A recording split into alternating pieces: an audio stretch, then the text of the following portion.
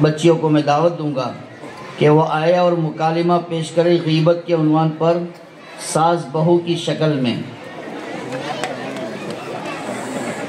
जलसे को कामयाब बनाने के लिए हाजी हबीब भाई साधुवाला की तरफ से 1000 रुपया, शफीक भाई धेरीवाला की तरफ से 500 रुपये, माहिनूर मोहम्मद हुसैन मंसूरी की तरफ से 500 रुपये, मौलाना अली साहब की तरफ से 200 रुपये, मरहूम अनवर भाई की तरफ से 500 रुपये, हाजी हसन भाई की तरफ से हसन भाई पटेल की तरफ से 500 रुपये, मरहूम मोहम्मद उमर पानागर की तरफ से 500 रुपये, हाजी अब्दुल कादिर भाई सलाद की तरफ से 7000 रुपये, फारूक भाई मंसूरी की तरफ से 500 रुपये, इरफान भाई की तरफ से 500 रुपये, मरहूम अब्दुल्ला भाई और मरहूमा यास्मीन आपा की तरफ से 1000 रुपये।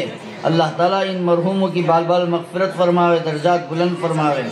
लियाकत भाई देरीवाला की तरफ से 500 रुपये, मीरीवाला गुलाम हुसैन भाई की तरफ से 1000 रुपये। अल्लाह ताला इनके अतियात को कबूल फरमाए, आमीन। शुरू करें। अस्सलामुअलैकुम वरहमतुल्लाहि वबरकातुहू। मुअज़्ज़ज़ हज़रात, ज़ुबान बहुत ख़तरनाक चीज़ है।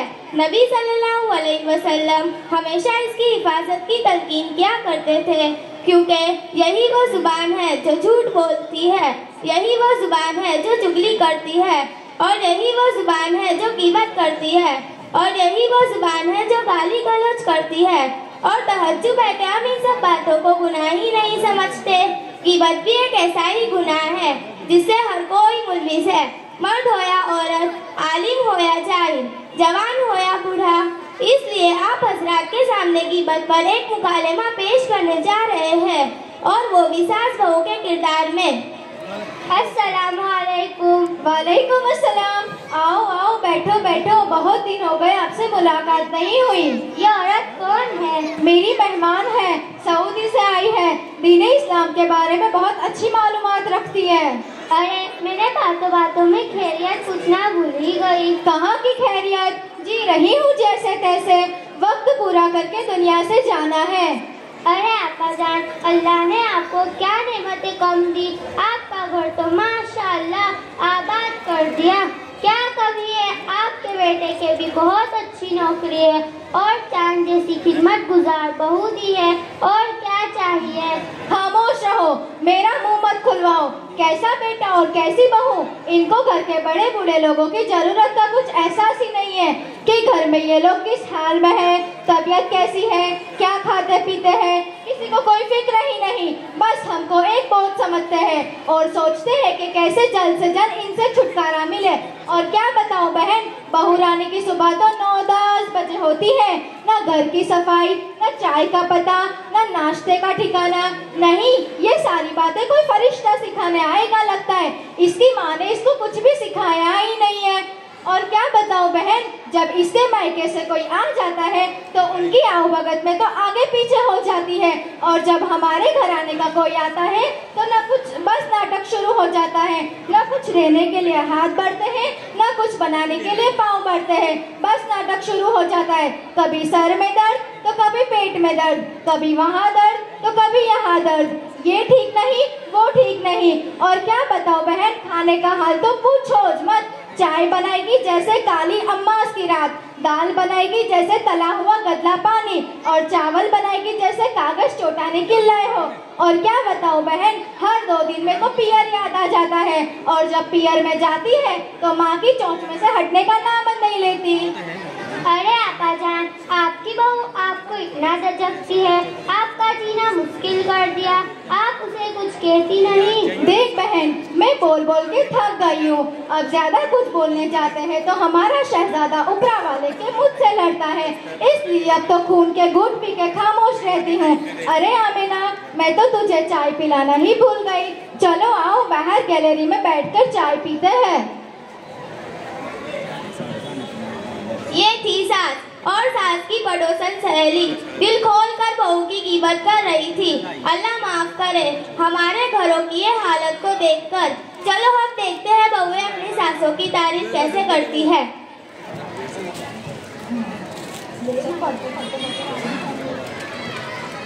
अस्सलामुअलैकुम। वालेकुम अस्सलाम। कैसी हो बहन? क्या बताऊं, ठीक भी और नहीं भी। अरे ये कैसी उटपटांग बातें कर रही हो? जब तक सास का साया सर पर मुसल्लत है तब तक सुकून कहाँ है। राबिया, तुम कितनी खुशकिस्मती हो कि तुम्हारे सर पर तुम्हारी सास का साया है।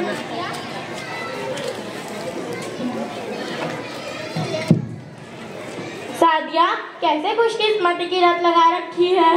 भला वो बहू कैसे चैन सुकून से रह सकती है जिसको मेरी सास की तरह सास मिले। एक बात पूछूं? हाँ पूछो। दुनिया की तारीख में सबसे ज्यादा खुशकिस्मत औरत कौन सी है, तुम्हें पता है? नहीं मालूम। वो सारे इंसानों की माँ हज़रत हव्वा अलैहिस्सलाम है। वो कैसे और क्यों? क्योंकि उनकी कोई सास और ननद नहीं थी। तुम अपनी सास से इतना ज्यादा परेशान क्यों हो? वो सास नहीं, वो तो परेशानियों का घर है, घर। जब देखो तब मुंह फुलाए मुसल्लत रहती है। मैं खाऊं तो परेशानी, मैं सो जाऊं तो परेशानी, मैं बैठूं तो परेशानी, मैं कुछ बोलूं तो जुबान चलाती है और न बोलूं तो चरेली मगरूर। अब तुम ही बताओ मैं उनको क्या नाम दे सकती हूँ? मुझे भी जरा चैन सुकून नहीं। मेरी भी एक तलाकशुदा ननद है, दिन रात मेरा पीछा पकड़ रखा है। मैं तो गांडी बनी फिर रही हूँ। एक उसकी भी खिदमत करो और उसके बच्चों की भी खिदमत करो, और नखरे तो बाप के वारे के, ये अच्छा नहीं वो अच्छा नहीं, और खाना खाने में तो गाय बैल भी पीछे रह जावे। सबके यहाँ 2 टाइम खाना बनता होगा, हमारे यहाँ 4 टाइम। और हाल भी ये है कि मैं अभी किचन की सफाई करूं और वहाँ तक मेरी ननद और उसके बच्चे पूरा पका पकाया साफ कर जाए और फिर बचा कुचा मेरे हाथ आवे। अच्छा, अब ये सब बातें छोड़ो, मैं तो तुम्हें पूछना ही भूल गई, ये खाला कौन है और कहाँ से आए? ये दोनों मेरी मेहमान हैं। ये सऊदी से आए हैं। माशाअल्लाह दीन इस्लाम के बारे में बहुत अच्छी जानकारी रखते हैं। अरे ये मेरी सासू माँ है, बैठो बैठो। अरे इकरा, अभी तक तुम इन दोनों के साथ ही बैठी हो। सुबह से देख रही हो कि हमारी हर एक की जुबान पर दूसरों के शिकवे शिकायत बहुत ज़्यादा हो गए हैं, और जुबान से कसरत से गुनाह करना हम औरतों के लिए तो बहुत आसान हो गया है। अल्लाह ताला ही हमें माफ़ फरमाए। हम औरतों की तो बहुत बुरी आदत हो गई है कि बस जहाँ 2-3 औरतें जमा हुई, बस दूसरे की चुगली और बुरे तज़किरे शुरू हो जाते हैं, और ये हमारा मिजाज बन गया है। बस यूं ही वक्त गुजारी के लिए किसी की गिबत करना शुरू कर देते हैं।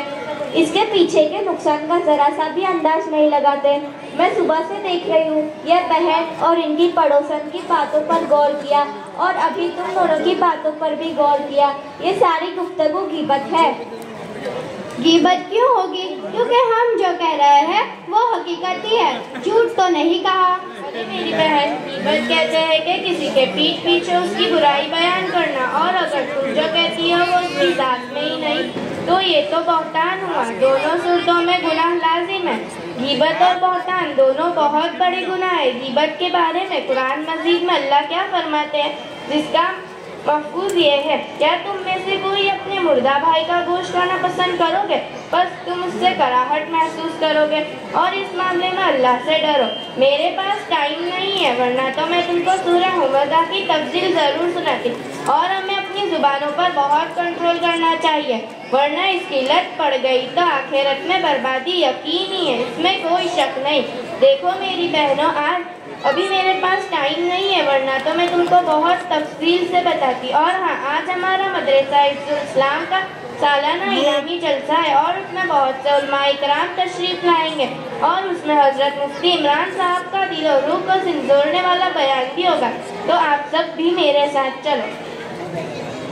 माशाल्लाह माशाल्लाह। ये देखो बेहतरीन मुकालिमा, ये हमारे रोज़मर्रा के मामलों को लेकर कि जहाँ 2-3 औरतें जमा हुई, हमारी माँ बहनों के लिए बहुत ख़ास तौर से नसीहत है कि जहाँ 2-3 औरतें जमा हो वहाँ चौथे के तज़किरे शुरू हो जाते हैं। तो बराए मेहरबानी अपनी ज़ुबानों की हिफाजत करें। ये शाबानुल मुअज़्ज़म का महीना चल रहा है, कल बड़ी रात भी है, आने वाला महीना रमज़ानुल मुबारक का महीना है।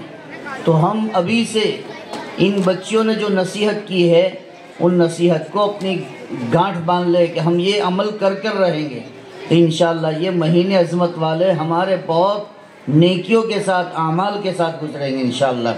अब हमारे